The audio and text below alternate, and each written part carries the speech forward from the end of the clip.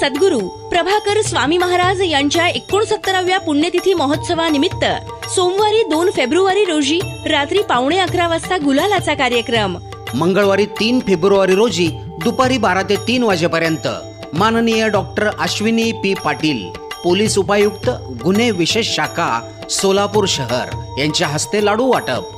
आणि बुधवारी 4 फेब्रुवारी रोजी माननीय श्री एम राजकुमार, पोलीस आयुक्त सोलापूर यांच्या हस्ते पूजा होऊन सकाळी 11 ते रात्री 9 वाजेपर्यंत रथाची मिरवणूक निघेल।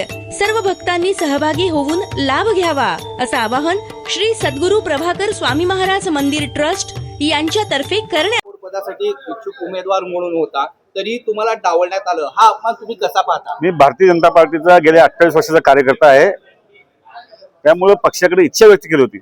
आज सकाळी पक्ष निर्णय झाला, पक्षाचा कार्यकर्ता म्हणून तो स्वीकारला आणि महापौर, उपमहापौर, सभागृह या तिघांचं देखील अधिकृत अभिनंदन, शुभेच्छा देतात।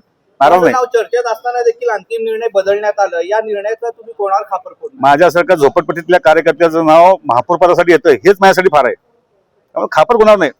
आपल्या कर्तृत्वावर आणि आपल्या ह्याच्यावर आपण ती मिळवत असते। तुमच्याशी निवड करताना चर्चा वगैरे करण्यात आली होती का? काय नाही, आमच्या पक्षाकडे पद्धत आहे, त्याप्रमाणे आम्ही अध्यक्ष, पालकमंत्री, जे समन्वय समिती आहे त्यांच्याकडे इच्छा व्यक्त केली होती, त्यांचा निर्णय झालाय, आपण तो स्वीकारला निर्णय। काल रात्रीपर्यंत तुमची घोडदौड चालू होती की महापौर पदासाठी, पण आता कार्यकर्ते म्हणत होते की आमचा नेता महापौर होणार। आता कार्यकर्त्यांची समजूत कशी काढणार? कार्यकर्ते लक्षात येईल ना, मी ज्यावेळेस येऊन त्या महापौरांचं, उपमहापौरांचं अभिनंदन केलंय, त्यामुळे मी नाराज नाही, त्यामुळे कार्यकर्ते देखील नाराज होणे।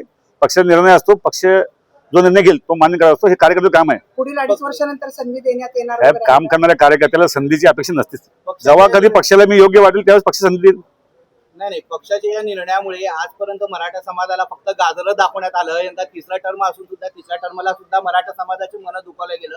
या मराठा समाजाची भावना आता एक वेगळ्या रोषाने पुढच्या इलेक्शन मध्ये पाहाव्यास मिळणार आहे, त्याला तुम्ही कसं शांत करणार? भारतीय जनता पार्टीचा कार्यकर्ता मी, त्यामुळे पक्षाचा कार्यकर्ता, पक्षाच्या जडणघडणीत घडले मी। ह्या अशा गोष्टी होत असत, पक्षात न्याय अन्याय होत, आमच्याकडे अन्यायाचं समान वाटप होतं, न्याय मिळत नसते, अन्यायाचं समान वाटप होत आहे। देशमुख आणि कोठे घराण्याच्या खुर्चीच्या खेळामध्ये हा मराठा समाजाचा बळी गेला आहे असं तुम्हाला म्हणता येईल का? मी अजून सांगतो, मी भारतीय जनता पार्टीचा कार्यकर्ता आहे, तर माझा बळी गेला असं मला अजून आज वाटत नाही। यापेक्षा काही मोठी संधी असेल, थांबली असेल ती, आपण त्या संधीकडे बघू ना।